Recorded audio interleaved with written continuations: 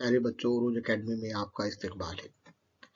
आज के इस वीडियो में हम लोग ज़मीन करबोबला ये जमात दहम की उर्दू दरसी किताब की तीसरी नज़्म हम लोग पढ़ रहे हैं, जो एक मरसिया है जिसे वहीद अख्तर ने लिखा हुआ है।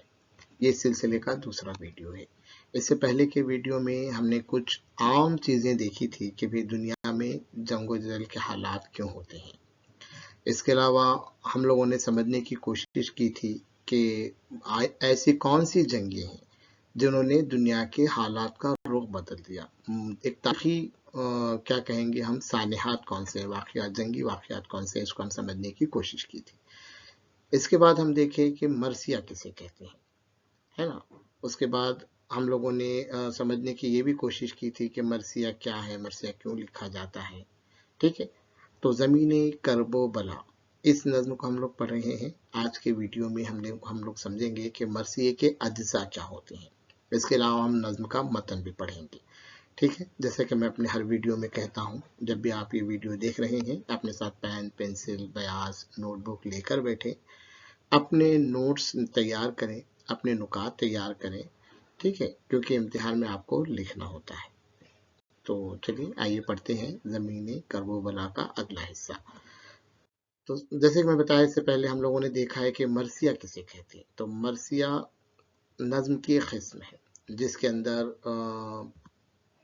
किसी के इंतकाल या शहादत पर गम, दुख और अफसोस का इजहार किया जाता है ना। मुहावरतन भी कहते हैं कि मरसिया क्यों पढ़ रहे हैं, मतलब इंतकाल या शहादत पर, गम पर, दुख पर, अफसोस पर जो नज़्म लिखी जाती है उसे हम क्या कहते हैं, मरसिया कहते हैं। तो मरसिया उर्दू अदब की एक अहम सिनफ है।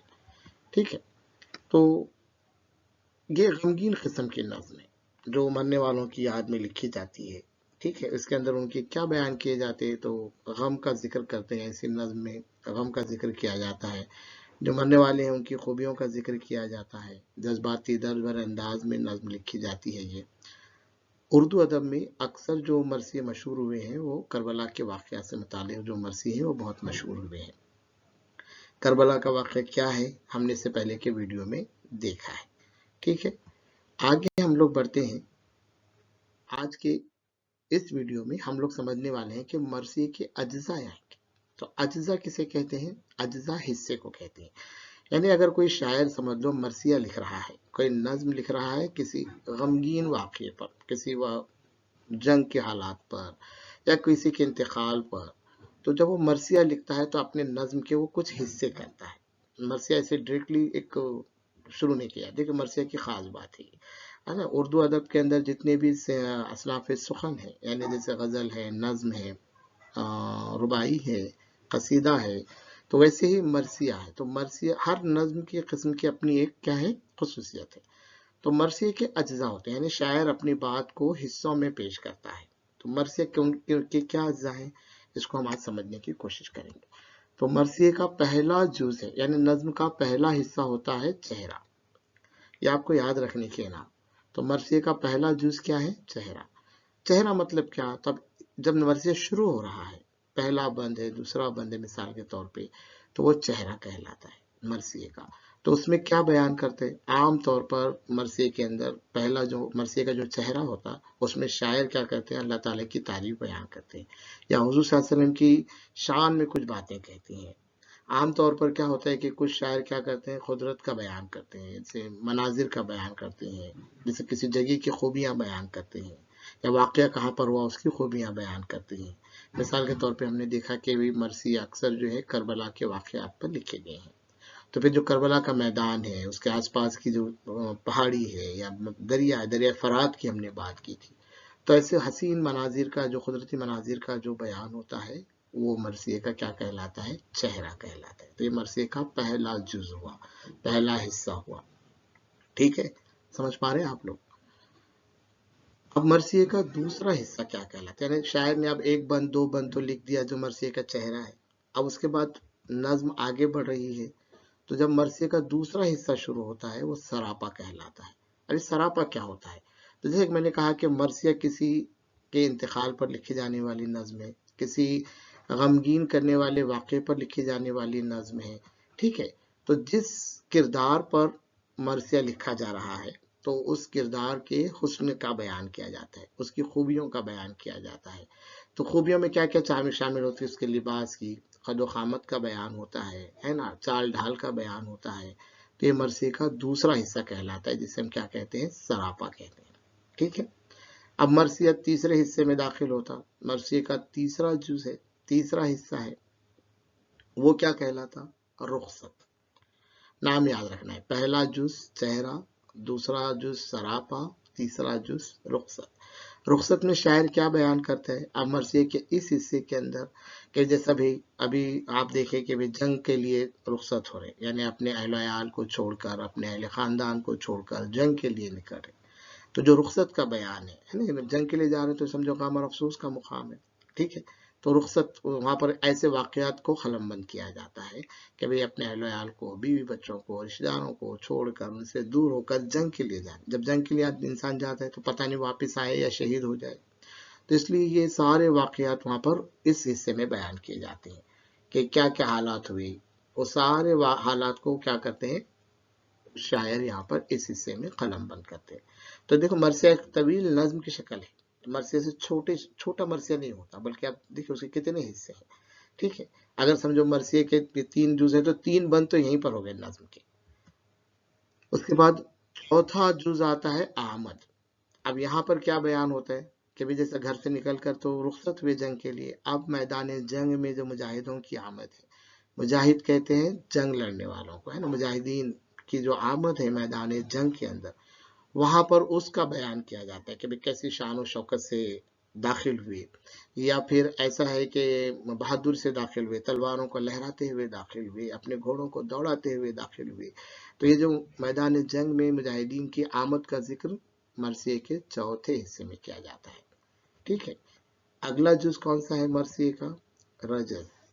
کیا بولیں گے اس کو؟ رجز۔ تو رجز میں کیا بیان ہوتا ہے؟ آپ دیکھیے، آبا و اجداد کی بہادری کا بیان ہوتا ہے۔ آبا و اجداد یعنی کیا؟ آبا و اجداد مطلب کون لوگ؟ کہ مجاہدین کے آبا و اجداد، یعنی جو مجاہدین کے، آپ ان کی تو وہ تو آئے میدان جنگ میں، لیکن یہ ان کی روایت ہے، کہ مجاہدین کی روایت ہے، ان کے آبا و اجداد بھی بہادری سے میدان جنگوں میں لڑتے ہوئے آئے ہیں۔ اس طریقے کا بیان وہاں پر کیا جاتا ہے۔ یہ ان کے لیے نئی بات نہیں، بلکہ یہ ان کی وراثت ہے، اور یہ مجاہدین کیا کریں؟ وہ وراثت کو آگے لے کر چل رہے ہیں۔ تو رجز میں مجاہدین کے آبا و اجداد کی، ان کی روایتوں کا بیان ہوتا ہے، یا جو بھی مرثیے کا کردار ہے ان کی جو روایتیں رہی ہیں آبا و اجداد کی، اس کا بیان کیا جاتا ہے، جسے ہم اس حصے کو کیا کہتے ہیں؟ رجز کہتے ہیں۔ کتنے اجزاء ہو گئے ابھی تک مرثیے کے؟ 5۔ پہلا چہرہ، دوسرا سراپا، تیسرا رخصت، چوتھا آمد، پانچواں رجز، اور اس کے بعد چھٹا رزم۔ رزم عربی لفظ ہے، رزم کہتے ہیں جنگ کو۔ اب اس حصے میں شاعر کیا کرتا ہے؟ جنگ کے واقعات کو بیان کرتا ہے کہ مجاہدین نے کتنی بہادری سے جنگ کے اندر لڑی، ٹھیک ہے۔ ان کی شجاعت کے واقعات لکھتے، دشمنوں کو انہوں نے کیسے پسپا کیا، کیسے گرایا، گھوڑوں کو کیسے دوڑایا، صفوں کو کیسے چیرا، تلوار کیسے چلائی۔ یہ ساری چیزوں کا بیان جو ہوتا ہے وہ حصہ کیا کہلاتا ہے؟ رزم کہلاتا ہے۔ یعنی جب بھی آپ کوئی مرثیہ پڑھیں تو آپ کو یہ اس کے اجزاء سمجھ میں آنا چاہیے کہ یہ چہرے والا حصہ ہے مرثیے کا، یہ سراپا ہے، یہ رخصت ہے، یہ رجز ہے، یہ رزم ہے، یہ آمد والا حصہ ہے۔ اب مرثیے کا 7واں جز کیا ہے؟ شہادت۔ اب جب جنگ لڑتے وقت رزم کے واقع اس میں لکھے کہ جنگ کے واقعات لکھ رہے ہیں، بہادری شجاعت کا بیان لکھ رہے ہیں، تو شہادت کے اندر کیا ذکر کرتے ہیں؟ جو مجاہدین ہیں ان کی اگر شہید ہوتے ہیں تو شہادت کا ذکر کیا جاتا ہے۔ جو مرثیہ اکثر کہا گیا ہے کہ بھئی کربلا کے واقعات پر لکھا جاتا ہے، تو کربلا کے اندر کون تھے؟ حضرت حسین کی شہادت ہوئی، ٹھیک ہے، ان کے ساتھیوں کی شہادت ہوئی ہے نا۔ ہم نے دیکھے کل کے 72 لوگوں کا قافلہ تھا، 72 افراد کی شہادت ہوئی، جس میں عورتیں، بچے، سارے لوگ تھے۔ تو اہل بیت کی شہادت کا ذکر کیا جاتا ہے۔ اہل بیت یعنی حضور صلی اللہ علیہ وسلم کے خاندان اور قبیلے والوں کو اہل بیت کہا جاتا ہے۔ تو شہادت والے حصے میں اہل بیت کی شہادت کا ذکر کیا جاتا ہے۔ اور مرثیے کا آخری حصہ کہلاتا ہے بیان، جس میں شہیدوں کے لیے اظہار تعزیت ہوتی ہے، غم کا بیان کیا جاتا ہے، کہ اس میں دعائیں بھی کی جاتی ہیں شہیدوں کے لیے، تو یہ بیان کا حصہ کہلاتا ہے۔ تو اس طریقے سے مرثیے کے کتنے اجزاء ہوئے؟ مرثیے کے کل ملا کر 8 اجزاء ہوئے۔ کون کون سے؟ چہرہ، سراپا، رخصت، आमद, रजस, रज्म, शहादत, बैन। आप एक काम यहाँ पर कर सकते हैं कि भी कोई भी, जैसे हमने कहा कि भी उर्दू के मशहूर मरसिया गो शोरा कौन से हैं, मीर अनीस हैं और मिर्ज़ा सलासत अली दबीर हैं। ये दोनों ने मरसिए जो लिखे हैं, ये उर्दू अदब के अंदर इनका एक नुमाइया मुकाम है। तो आप क्या कर सकते हैं कि भी ऑनलाइन आप कहीं से भी एक मरसिया सर्च करें, मिर्ज़ा सलासत अली दबीर का करें या फिर मिर्ज़ा मीर अनीस का करें, कोई भी एक मरसिया आप पढ़ें, अपने बयाज में उसको लिखें और उसके बाद उसके अज्जा को टिक मार करें कि भाई देखो ये मरसिए का ये हिस्सा चेहरा है, ये सरापा है, ये आमद है, ये रुखसत है, ये रजज है, ये रज़म है ना, बहन है, शहादत है। ऐसे हिस्से क्या करें उसके आप समझें। तो मरसिए के अज्जा हम लोग समझ रहे थे, ठीक है। आइए आज के इस वीडियो में हम आगे बढ़ते हैं और मरसिया पढ़ते हैं। अभी आज के हिस्से में हम क्या करेंगे, मरसिया सिर्फ बुलंद ख्वानी करेंगे, पढ़ेंगे, उसका मजा लेंगे। शायरी का मजा लेना बहुत जरूरी है। नज्म हम क्यों पढ़ते हैं, मैं इससे पहले बताया, लुत्फानंदोजी के लिए पढ़ते हैं। तो आप क्या कीजिए, मेरे बाद आप पढ़िए, बुलंद आवाज में आप भी पढ़िए और उसके बाद एक एक बंद अपने बयाज में आप भी क्या करें, लिखते चले, ठीक है। चलो पढ़ते हैं। पूछा ये जमीन कैसी है, क्या नाम है इसका। पूछा ये जमीन कैसी है, क्या नाम है इसका। लगता है कुछ ऐसा, ये अजल से है शनासा। अफलाक से तारों से गुजर आए सुबकपा। अफलाक से तारों से गुजर आए सुबकपा। ये जर्रे हैं कैसे कि कदम उठ नहीं सकता। आवाज इकाई ये जमी करब बला है। आवाज इकाई ये जमी करब बला है। इंसान की मेराज यही खाक शिफा है। इंसान की मेराज यही खाक शिफा है। ये सुनते ही शब्बीर का रुख हो गया ताबा। ये सुनते ही शब्बीर का रुख हो गया ताबा। फरमाया कि लो मिल ही गई मंजिले जाना। बांधा था इसी खाक से खून ने मेरे पैमा। हमराइयों से बोले यही खोल दो सामा। ये नहर ये सहरा ये तराई है हमारी। ये नहर ये सहरा ये तराई है हमारी। गर फजल खुदा हो तो खुदाई है हमारी। इस खाक को पहचान लिया दीदावरों ने। इस खाक को पहचान लिया दीदावरों ने। नेवड़ा दिए सर सजदे में आशफ्ता सरों ने। समझा सदफ इस दश्त को रोशन गोहरों ने। असबाब सफर खोल दिया हम सफरों ने। दरिया ने कदम चूम लिए तिश्ना लबी की। दरिया ने कदम चूम लिए तिश्ना लबी के। बरपा हुए खैमे हरम पाक नबी के। बरपा हुए खैमे हरम पाक नबी के। दम भी न लिया था कि उमड़ने लगे आदा। दम भी न लिया था कि उमड़ने लगे आदा। बुज़दिल की तरह आंख बदलने लगी दुनिया। छोटा छोटा दिल हासिद की तरह हो गया सहरा। कम ज़र्फ के वादे की तरह फिर गया दरिया। गुलशन से निकाला गया फूलों का सफीना। गुलशन से निकाला गया फूलों का सफीना। फिर रेत पे आ ठहरा शहीदों का सफीना। जब किज़ब की बैत से किया सिद्क ने इनकार। जब किज़ब की बैत से किया सिद्क ने इनकार।